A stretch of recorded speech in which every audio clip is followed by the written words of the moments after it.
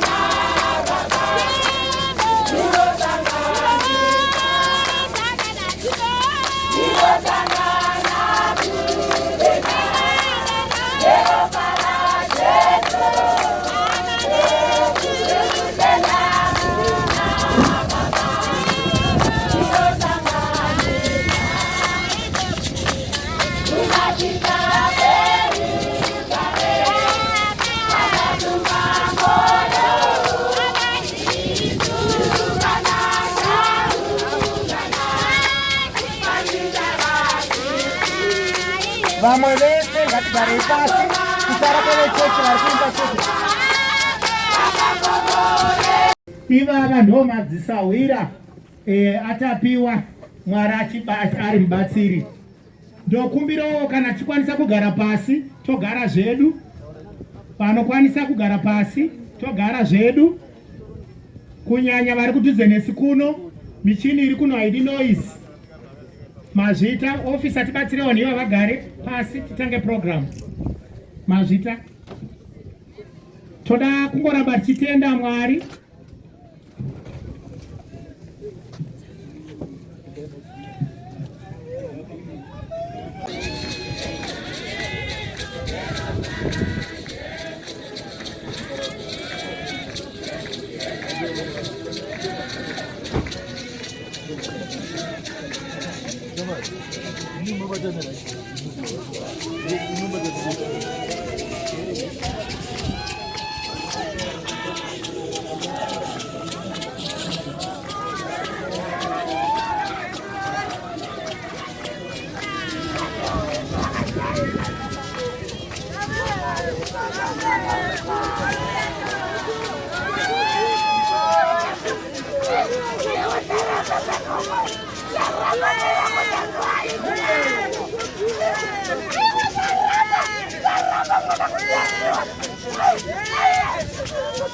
I'm sorry, I'm going to my chairs. That's it, why am I ashes? We don't need too many people in the tent. I'm sorry, we change the on 60 80. On 60 80. Sorry, this is Bobby. 60 60 80. I'm where? I'm not moving down. 60. 1, 2. Hey, I could do a 6. Hey, could do a 6. Hey. Papa.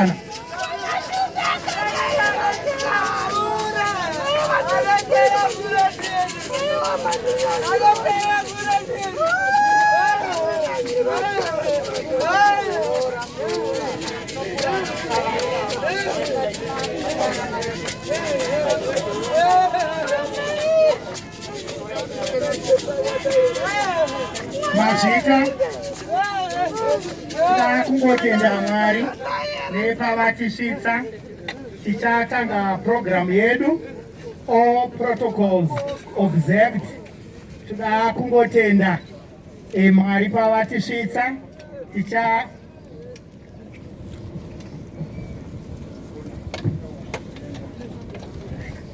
Egai tikumbire kufundisi chibiku. Pane umwe anga akapfuma kwazvo, anga asingatariri varombo. Murombo wainzi Lazaro wakararama, asi anozi airarama ari pamba pemupfumi, achiita zvekudya zvekunhongeredza, aine maronda pamuviri wake. Nebwa dzaiuya dzichinanzva maronda ake. Ameni. Asi pane zvakazoitika, zvinodzi Lazaro wakafa. Ameni. Handina kunzwa paverengwa namufundisi pachitaurwa kuti kufa kwaLazaro akavigwa. Ndine vanhu here pano? Haleluya.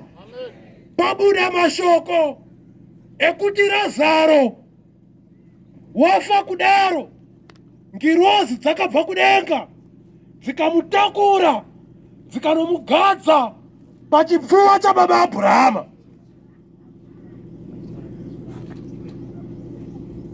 Zvisinei, jaya mupfumi wanga wasara akazofawo.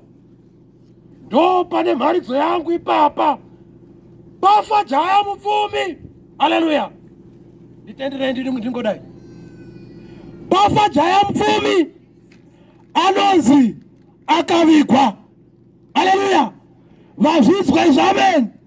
Vazwa kuvigwa, amen. Version randinaro rinoti akaraswa. Haleluya. Jaya mupfumi afa akaraswa. Jaya mupfumi afa akavigwa. Lazaro afa, ngirozi dzakamutakura kuenda naye kudenga kunomugadza pachipfuva chababa Abhurahama. Kune vakatitangira varume vane chikumbiro chavakatumira pasi pezuva. Ndichasvika kwachiri chikumbiro ichi, asi paita ndufu mbiri, umwe araswa, umwe atakurwa nekirozi. Tasamba nenyaya iyi, kwakaita hurukuro kudenga. Araswa ari kuwanikwa ari pane imwe nzvimbo, atakurwa nekirozi ari kuwanikwa ari pane imwe nzvimbo. Tererai makanzwa murudzwa inzwi rangu. Vakatitangira vakaburitsa mufananidzo wekuti kana tazoenda tinonoonana. Amen. Kana taenda tinozoonana. Nyatsondionai. Mahonorables, zuva rekutorwa kana rasvika, kana matungamira tikazoteverawo isu tinonoonana. Vari mutende reWhite kana matungamira kana tozoteverawo tinonoonana. Haleluya. Asi patinonoonana, ngwarirai hama, tinogona kunoonana tiri nzvimbo mbiri dzakasiyana. Jaya mupfumi ari kuchema ari panzvimbo yaari kuti ndiri kutsva. Ameni. Osimudza meso ake ari kuona Lazaro ari pachipfuva chababa Abrahama achinyaradzwa. Oisa chikumbiro kumhiri yekoko kuti baba Abrahama, nzvimbo yandiri haisi kuita. Madii kuti Lazaro watiri kuona uyu auye kuno nedonho remvura. Iwa makakoka kuya pakumuri baba nenguva yakafanirwa. Tave pano kupedza basa ramakatidanira changamire. Uye parwendo rwake rwokupedzesera. Zvatiri pakati pomusha nehama neshamwari navanokudzwa navanoremekedzeka vose parwendo urwu. Ivai nesu tenzi wangu. Ngero basa ramaoko enchangamire. Sezvamakatitanga murimi samasimba ose, tamirira kuti muchipedzesa. Uchikumbira simba romweya mutsvene ridzike pakati pedu zvino. Kunyaradzwa kwehama, kunyaradzwa kwechechi the United Apostolic Church of God yaipinda Tapiwa, kunyaradzwa kwenyika yaShemangwende, uye kunyaradzwa kwenyika yedu yeZimbabwe. Uyai Mwari vatsvene, kuda kwenyu ngakuitwe namasimba enyu achiva nesu zvino. Ndinoisa basa rose muruoko rwenyu. Muzita raBaba, neremwanakomana, neremweya wenyu mutsvene. Haleluya. Chekutanga ndinotenda Mwari zvikuru akanditendera kuwana mwana anonzi Tapiwa. Ndakagara naTapiwa tine mufaro mukuru. Akanga ari mwana anoteerera, anotumika,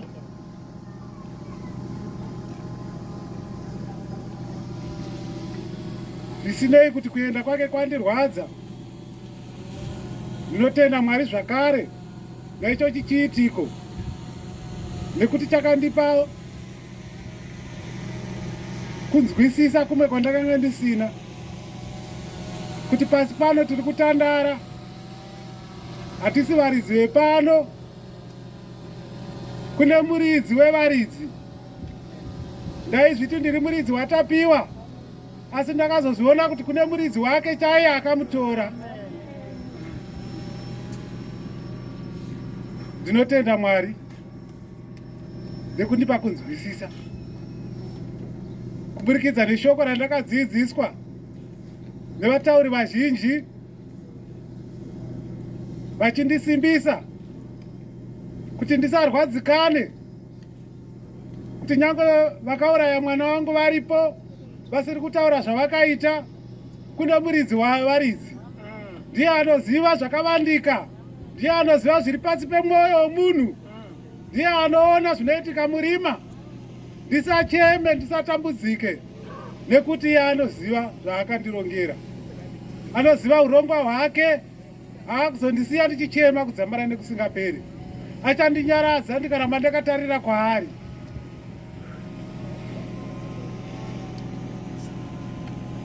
Ndinoti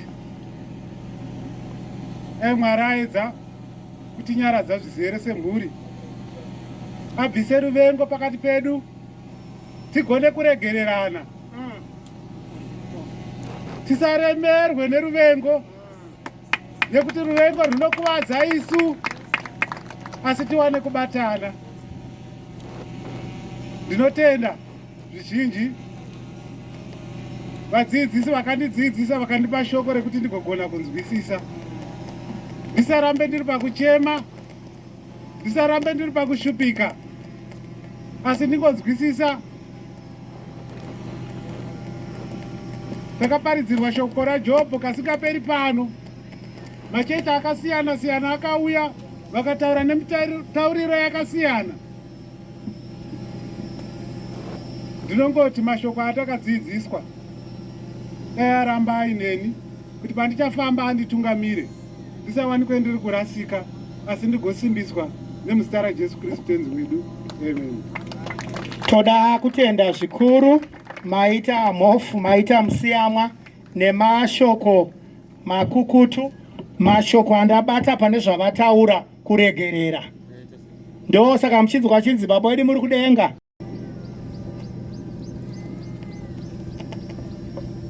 Sekuru Amos, fambai muchiuya kuno. Sekuru Denford, fambai muchiuya kuno. Ini ndakamira pano samai vatapiwa. Ndiri kuchema kwangu hakusati kwapera. Asi zvisinei, Mwari vakaita kuda kwavo nenguva yavo. Zvinhu zvatarisina kutarisira. Taiti Tapiwa chazomutuma. Tapiwa achazoita zvimwe zvinhu zvinoshamisa mumusha medu, asi zvaramba. Zvino ndiri pano ndinongoti Mwari vari kudenga vatinonamata zuva rega rega kubvira musi wakanzi Tapiwa afa, tinonamata munamato wekuti Mwari tongai munhu akaponda Tapiwa ngaapiwe mutongo wake wakakodzera. Makapa Tapiwa, makati Tapiwa mamutora, saka uyu ngaachipiwawo mutongo wake wakakodzera, arege kungoonekwa achingotenderera sezvinoita kunge akauraya huku. Panguva iyo ino ndakamira pano ndinongoti vanhu vaMwari mese makaungana pano tibatsirei kunamata. Tinoda kuti mhondi yakauraya Tapiwa nevakamubatsira Mwari ngaavatonge, vapiwe mutongo wakakodzera. Naiwa yemazwa angu ndinoti ndatenda. Ndotenda nekubatana kwese kuno kuvagari vekwaMurewa. Ndofunga muzukuru wangu akashagura rakapera. Taura tine mwoyo wakaremerwa zvikuru nenyaya yakaitika kuno, tichibata maoko Makore family, tichiti zvakare Makore family mukaona kuungana kwaitwa pano, vese vari kuchema asi vese vari kukunyaradzai zvakare. Toda kuti muzive kuti hurumende kuti iri kunyatsoti kwamuri tine urombo. Ndisati ndabva kuHarare ndanzi napresident wedu, His Excellency the President of the Republic of Zimbabwe, ndaiwe ndiwe senator wako kwaMurewa unotarisana nezvevana zvakare mupati medu, wondotipira mashoko ekuti president ari kunyatsobatikana ende akakatyamadzwa nenyaya yakaitika kuno. Vakataurawo kuti I am disturbed by the loss of young children as a result of a heinous and evil actions for ritual and witchcraft purposes. These cold-hearted acts of murder have no place in our country. Saka vari kunyatsoti ivo izvi zvakaitika izvi zvakaipa, zvinorakidza uroyi, zvinorakidza utsinye, zvinorakidza kuchekeresa, zvinhu zvakaipa muno munyika muno, ende hazvidiwe kuti zviitike muno munyika muno. Saka isusu tinozvoona kuti zvakaitika izvi ichapter yakashatisisa muno maMurewa. Nyaya iyi yaMakore Tapiwa iri kutariswa, yakatariswa kwete muno maMurewa chete, asi nyika yese. Kwete nyika yese chete, the world over yakanyatsotarisa kuti chii chaitika kwaMurewa. Saka tinenge tichida kuti chapter iyoyi ibva yapera, irege kuitwa zvakare kuvana vedu vemuno muZimbabwe, muno maMurewa, kuti vana vanombunikidzwa vodimburwa kudaro utsinye hwakanyanyisa usingafanirwe kuonekwa zvakare. Mataurirwa kuti iye Tapiwa akanga aine makore 7 chete, akabarwa musi 10th October 2013, tikamuruza musi 17 September 2020. Saka zvinhu zvinotirwadza zvikuru kuru zvekuti isusu sehurumende nevamwe vakamirira hurumende tinozviti izvi zviri barbaric. It's a barbaric act and it has no place in our society. And Zimbabwe, just like other states, icharamba ichita endeavor to protect the safety of its children.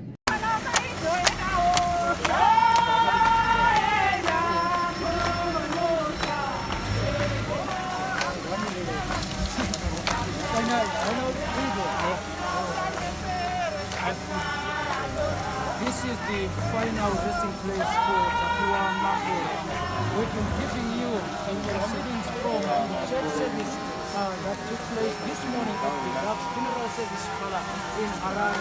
Now here in Morewa, in Nyamutumbu village, in Makore homestead, the remains of the late Tapiwa Makore have arrived at the final resting place.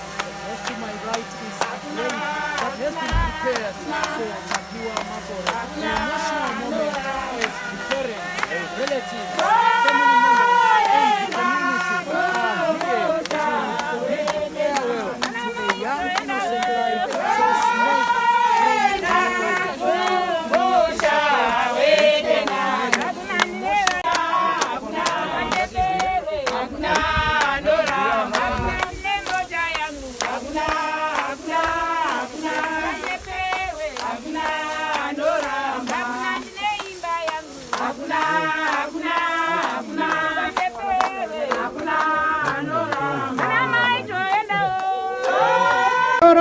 vanoremekedzwa pamusoroi mukuru wechikoro chandakamiririra.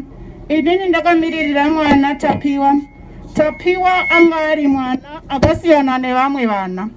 Aiva mwana wekuti nyango ndikabuda muklasi ukasvika kuti muri kuitwa noise chaiyo, Tapiwa kumurova wanga uri utsinye.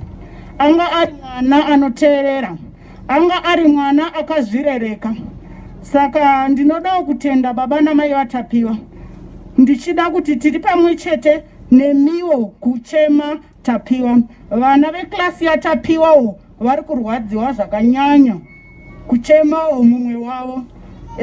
Ndiri kurimemba musi watakambouya pano navo takazoshayiwa hedu mukana wekuti tinge tichitaura naTilda sezvatakanga tamborongerwa, asi zvakazotadzika hazvo.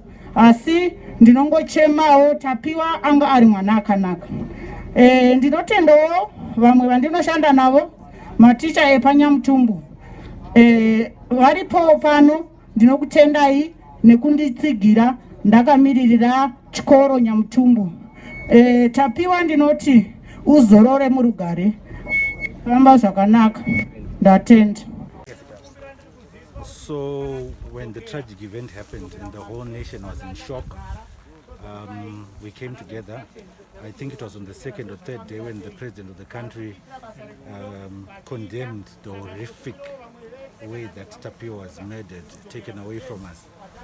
So we came as doves to play our little part in ensuring that Tapiwa is given a dignified send-off, especially after what had happened to him, to try and give a little solace, a little comfort to the family. At that time, obviously, we didn't expect that it would take this long. 6-7 months down the line, we are laying him to rest, but I'm happy to say that his remains, because we've got the capacity to, the facilities to keep remains in good condition, we're able to preserve in as good a condition as possible, considering what had happened to him. So, you know, as the largest funeral parlor in the country, we had to step in. Our motto is for the ones you love. You can see that this whole community is touched by the loss of the one that they loved. So from day one we stepped in and we said we would help. So in other words, it's a service we provided to the family. I would hate to say it's for free, because, you know, we had to do this. You can't put a dollar sign to a burial of somebody who died in this particular. And you know, the important thing for me is Tapiwa is brought to light to the fore the issue of child abuse, the issue of ritual murders. And it comes, his burial then comes in Women's Week, gender violence against children, women and children. So I think symbolically, his death is a wake-up call for us all as Zimbabweans. But these precious ones need protection. So we could only do that little bit to help. Hallelujah. Amen.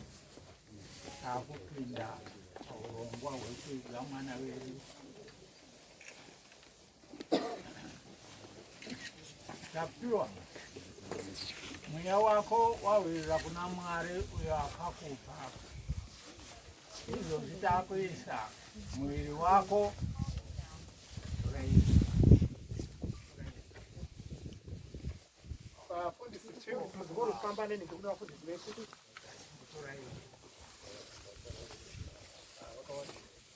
ndiregerere pana chikamu chokutanga chai nofanira kuti chitowerengai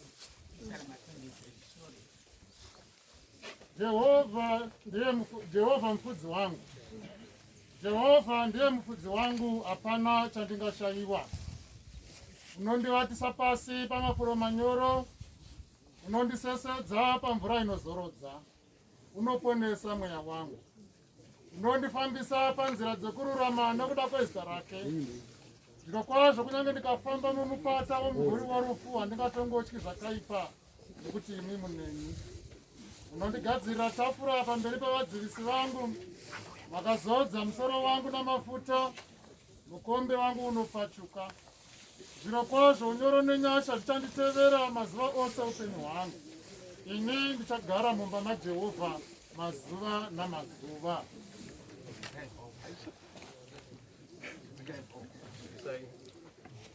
vanogona kuimba imbai rumbo rinoti radoka zuva.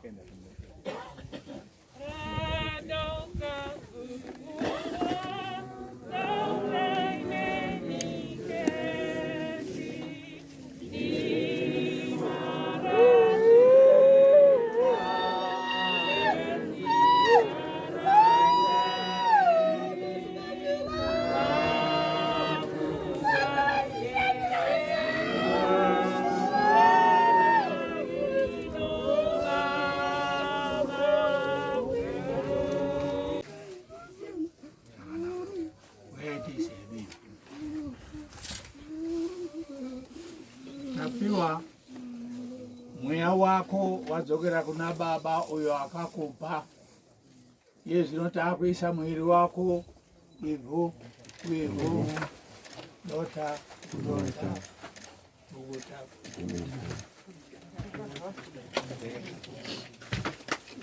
Zvakazarwa 2011 kutonga kwokupedzisira. Zvino ndakaona chigaro choushe chikuru chichena, naiye vakanga agere pamusoro pacho iye. Nyika nedenga zvakatiza pamberi pake zvikasawanirwa nzvimbo. Ipapo ndakaona vakafa vaduku navakuru vamire pamberi pechigaro choushe, bhuku dzikazarurwa neimwe bhuku yeupenyu ikazarurwa. Vakafa vakatongwa nezvavakanga zvakanyorwa mubhuku sezvavakabata. Gungwa rikabudisa vakafa vakanga vari mariri, norufu neadhesi zvikabudisa vakafa vakanga vari mazviri. Mumwe nomwe akatongwa sezvaakabata.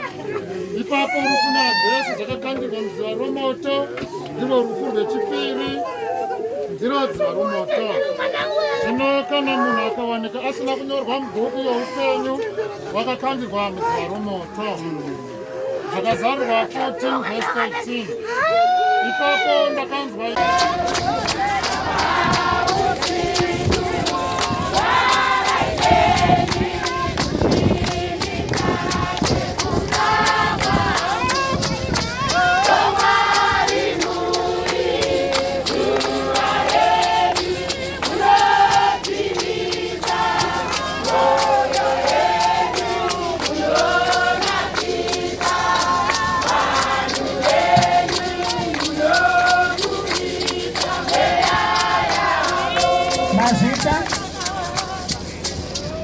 tiri kuda kuramba tiimbirwa nevekuchechi yekwatapiwa tambai muchitimbira ana amai kusvika tapedza.